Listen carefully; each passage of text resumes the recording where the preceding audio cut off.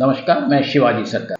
आज मीडिया में विविधा का दिन है। अजीबोगरीब दास्तान जो होती है उसके बारे में, कि जो मनोरंजक घटनाएं होती हैं उसके बारे में हम बात करते हैं इसमें। और हमारी कोशिश है कि दर्शकों को हर खबर के हर पहलू को की जानकारी हो। आप मीडिया मैप को लाइक करें और सब्सक्राइब करें। ये हमारा दूसरा एपिसोड है, पर आज हमने कुछ राजनीतिक विषय ही चुने हैं। राजनीति में भी बड़े अजीबोगरीब चीज़ें होती हैं, और आज के चुनाव इस टॉपिक का इसलिए भी है कि देश में एक देश एक चुनाव की बात चल रही है।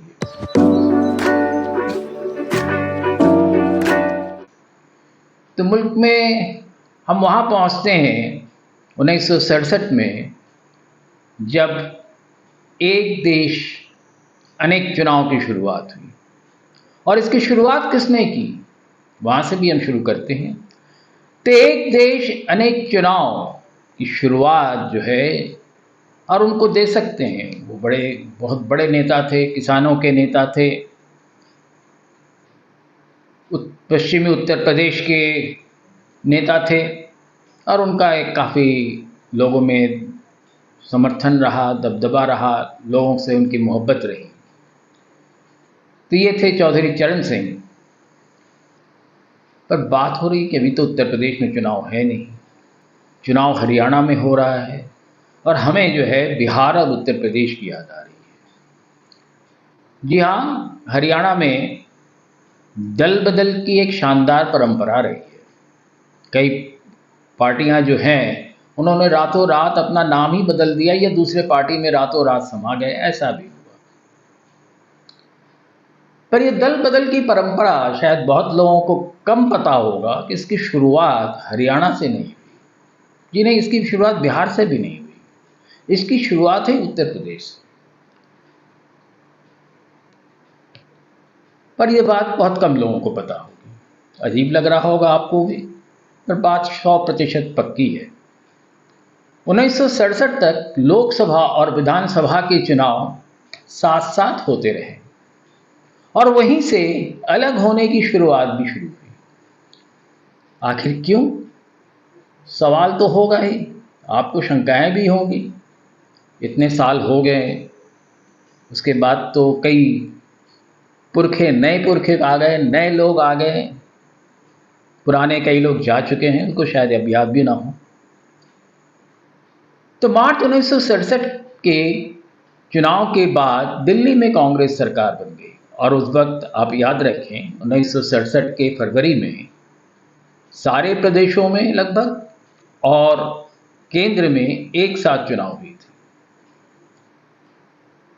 तो चुनाव में केंद्र की चुनाव हुई, कांग्रेस की बहुमत आई, इंदिरा गांधी बन गई, कोई खास बात नहीं है। उत्तर प्रदेश में भी चुनाव हुई, चंद्रभानु गुप्त मुख्यमंत्री थे, उन्होंने मार्च की शुरुआत में दोबारा शपथ ले ली, बहुत स्वाभाविक है। पर 17 दिन बाद जो है चंद्रभानु गुप्त जी को एक शॉक लगा, एक धक्का पहुंचा। उनके ही साथी, उनके कैबिनेट के मंत्री चौधरी चरण सिंह अपने कई साथियों के साथ कांग्रेस से अलग हो गए, और उनके घोर विरोधी संयुक्त समाजवादी पार्टी और जनसंघ के सहयोग से मुख्यमंत्री बन गए। गुप्ता जी की सरकार मित्रों ने ही गिरा दी। तब से एक राष्ट्र अनेक चुनाव होने लगे। जी हाँ, किसान नेता चौधरी चरण सिंह ने दल बदल की एक शुरुआत की, और जमहूरियत के तौर तरीके बदल गए। इससे पहले छोटे मोटे लोग इधर उधर जाते थे, पर कोई ऐसी बड़ी बात नहीं थी। और अब आगे वाले चुनाव में जो हुए, उसमें निर्दलीय जो थे, जो किसी भी दल से युक्त नहीं थे, उन्होंने बड़ी एक महत्वपूर्ण भूमिका निभाई सरकारें गिनाने की और बनाने की। तो ये जो चीज़ें चली 1967 में, जो शुरुआत की उन्होंने, पर वो शुरुआत अभी तक केंद्र में नहीं पहुंची थी। तो केंद्र में भी ये दल बदल की शुरुआत जो है वो माननीय चौधरी चरण सिंह जो को ही जाता है। 1977 में आपको याद होगा जनता पार्टी ने कांग्रेस को हरा दिया। इंदिरा गांधी जो है उनको पद से हटना पड़ा प्रधानमंत्री के, और जनता पार्टी की सरकार चलती रही। पर 1969 आते आते जनता पार्टी में भी फूट पड़ने लगी, और ऐसे में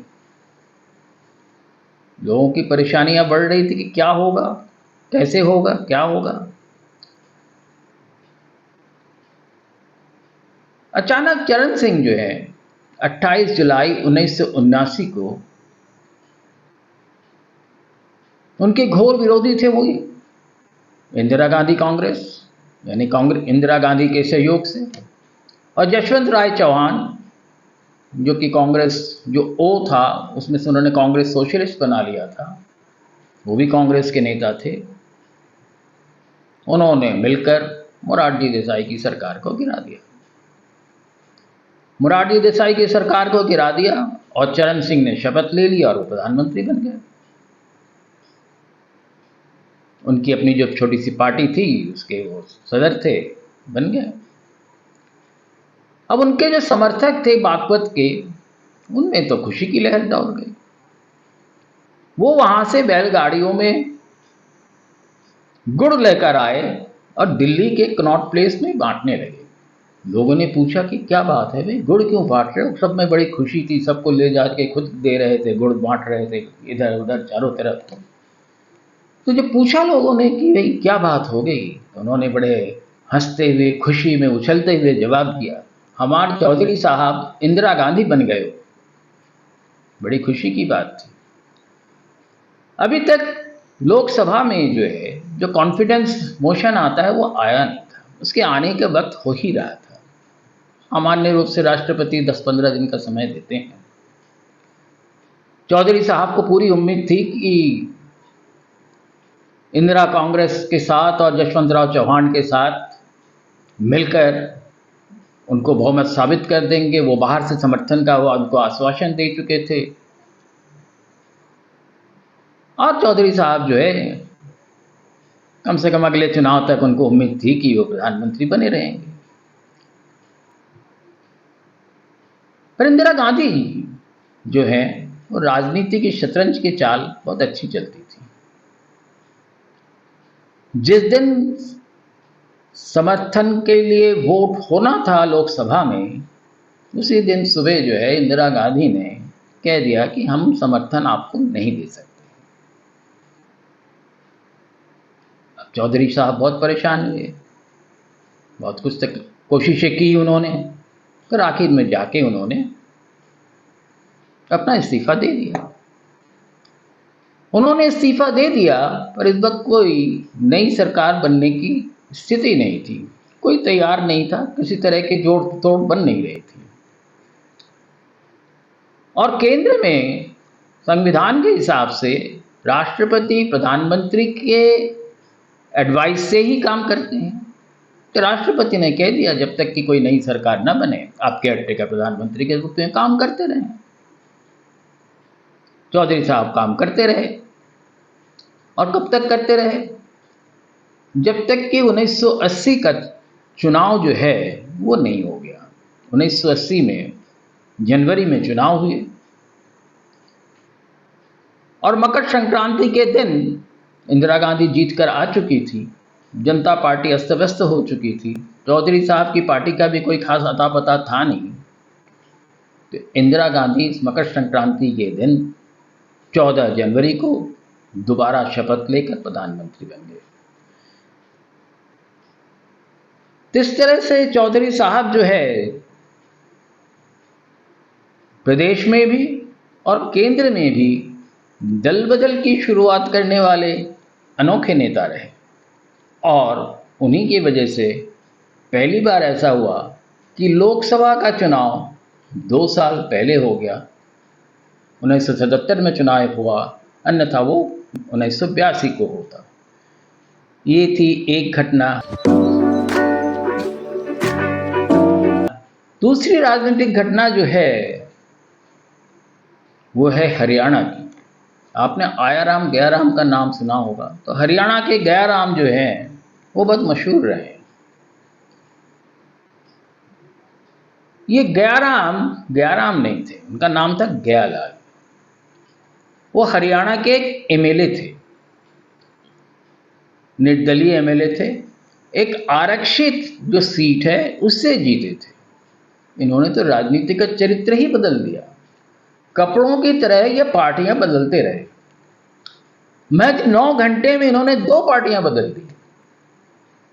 15 दिनों में ये तीसरी पार्टी में पहुंच गए। इनकी परंपरा को आगे इनके बेटे ने भी निभाया। 1967 के चुनाव के बाद हरियाणा में कांग्रेस की भगवत दयाल शर्मा की सरकार 9 दिन में गिर गई। राव वीरेंद्र सिंह फिर नए मुख्यमंत्री बने।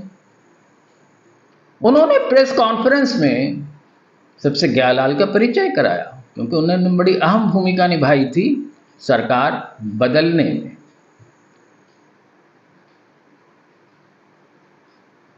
तो राव साहब ने गयालाल का परिचय कराया कि अब गयाराम आयाराम हो गए। तब से ये कहावत चल पड़ी, आयाराम गयाराम। गयालाल के साथ हरियाणा के अनेकों विधायकों ने दल बदल में महारत हासिल कर ली। कुछ ही महीनों में वहां राष्ट्रपति शासन लगाना पड़ा और 1969 में और राज्यों के साथ वहां भी नया चुनाव हुआ। ये ऐसे शुरू हुआ आयाराम गयाराम का दौर, जो हिंदुस्तान की राजनीति में कई साल चलता रहा।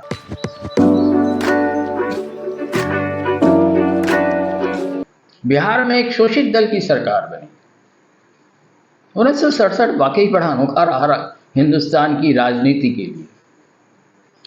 तमाम राज्यों में सरकारें उठती गिरती रहीं, बड़ा अस्थिर रहा। गैर कांग्रेसी सरकारें कई बनी। बिहार में चुनाव हुआ, 318 सीटों में कांग्रेस को 118 सीटें मिली। बाकी सीटें जो है जनसंघ को 26 मिली, सीपीआई को 24 मिली, प्रजा सोशलिस्ट पार्टी को 18 मिली। निर्दलीय जो देखिए इनसे सबसे ज्यादा थे, 33 निर्दलीय थे। 13 छोटी मोटी जो और पार्टियां थी उनमें से थे, किसी में से एक था, किसी में से 2 था। बिहार में एक साल में 4 मुख्यमंत्री बने। इनमें से 3 तो सिर्फ 5 महीने के अंदर बने। लेकिन कोई भी 100 दिन की गारंटी लेकर भी अपनी सीट पर नहीं बैठ पाया। आते रहे जाते रहे। सारी की बात तो हम नहीं करते हैं, पर उसमें से भी देखिए दिलचस्प वाकये में से भी दिलचस्प वाकये होते हैं। और यह वाकया था शोषित दल का। ये शोषित दल जो है संयुक्त सोशलिस्ट पार्टी थी, उस जमाने में एसएसपी कहलाती थी। समाजवादी पार्टी बड़ी सशक्त पार्टी मानी जाती थी, विपक्ष की बड़ी एक अच्छी पार्टी थी, सारी राजनीति और खास करके आंदोलनों में आगे रहती थी। उसी से टूटकर शोषित दल बनी। इसमें 22 सदस्य थे। ये कुल 31 दिन सरकार में रहे। 1 फरवरी 1968 को बीपी मंडल के मुख्यमंत्रित्व में नए पार्टी की सरकार बनी। कुछ आपको नाम जाना पहचाना सा लग रहा होगा ना? जी हाँ, जीपी मंडल साहब वही मंडल थे जिन्होंने मंडल कमीशन की रिपोर्ट लाकर जातिगत राजनीति को उभारा। तो आप समझ सकते हैं कि कैसा ऐतिहासिक पार्टी था ये। पर इसके जो मजेदार बातें हैं वो भी खत्म नहीं हुई। इनमें 22 एमएलए थे, उनके साथ बाकी जो था सपोर्ट बाहर से था। कोई पार्टी उनके साथ सरकार में नहीं थी। पूरे सारे 22 एमएलए मंत्री बने और सारे 22 मंत्री पूरे हिंदुस्तान के 22 राज्यों का दौरा किया। 22वें दिन उनकी सरकार गिर गई। पर सरकार गिर गई, चली नहीं गई। क्यों? राज्यपाल के साथ समस्या था, तो उनके पास ऑल्टरनेटिव नहीं था। ऑल्टरनेटिव आने में 9 दिन लगे और 2 मार्च 1968 को ठीक 31 दिन बाद ये भी इस्तीफा देकर चले गए और एक नए सरकार ने जिम्मा संभाला। कौन थे वो थे भोला पासवान। वो भी बड़े मशहूर हुए उस ज़माने में। फिर उनकी सरकार भी जल्दी गिर गई। बिहार में राष्ट्रपति शासन लागू हुआ और 1969 में कई राज्यों के साथ फिर से चुनाव हुए।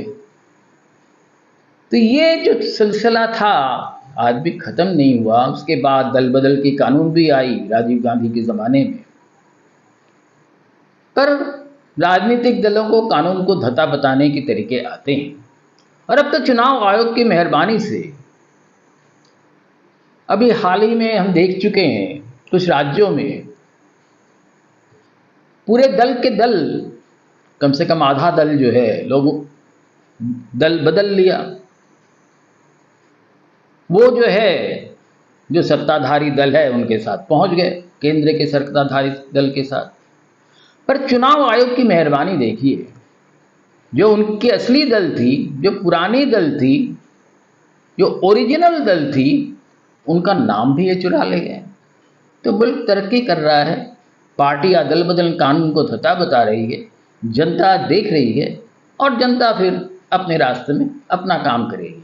तो ये थे कुछ वाक़ये, कुछ दिलचस्प वाक़ये, कुछ मुल्क के लिए मुश्किल वाक़ये भी हैं, पर ये होते रहते हैं, होते रहेंगे और हम आपको ऐसी बातों को बताते रहेंगे। बहुत धन्यवाद। आज के मीडिया मैप से आप मीडिया मैप को देखें, सब्सक्राइब करें और इसको लाइक करें। हमें बड़ी खुशी होगी। आपके कोई सवाल हो तो आप आपके सवाल भेजिए, हम उसका जवाब भी आपको देंगे। बहुत धन्यवाद। नमस्कार, मैं शिवाजी सरकार।